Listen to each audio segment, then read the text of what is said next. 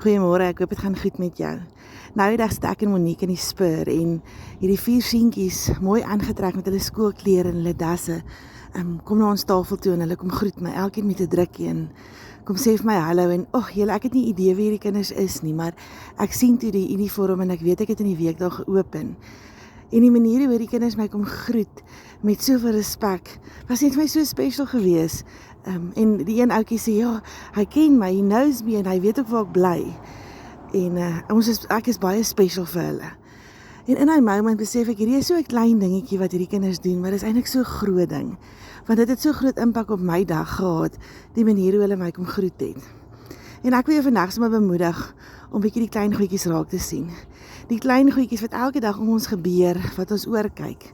Want ons sien baie keer ons groot probleme raak. Ons sien die groot issues raak, maar ons mis baie keer die klein goedjies. Ek praat van die klein goedjies soos my dogters my in die oggend kom groet as hulle wakker word. Ek praat van die klein goedjies soos my man wat my foon op charge sit, is omdat ek te lui is om dit te doen, of om die kar uit te trek en die kar se sitplek verwarmer aan te sit. Die klein goedjies wat ons baie keer net oorkyk en dink dis maar net alledaags. Ek wil jou sommer hierdie week bemoedig om daai klein goedjies raak te sien en dit te waardeer. En dan ook om klein goedjies te doen.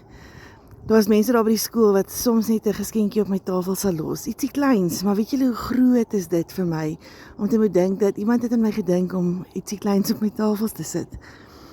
Daar's soveel dinge daar buite wat gebeur wat klein goedjies is, maar wat eintlik so groot impak op 'n mens se lewe kan hê. Ek glo Jesus het ook die klein goedjies raak gesien. Hy het die mosterdsaadjie gebruik as 'n voorbeeld in een van sy gelykenisse. Hy het die weduwee se muntstukke raak gesien. Hy het die voeltjies raak gesien. En daar is soveel lesse wat ons by hierdie goed kan leer, die klein goedjies.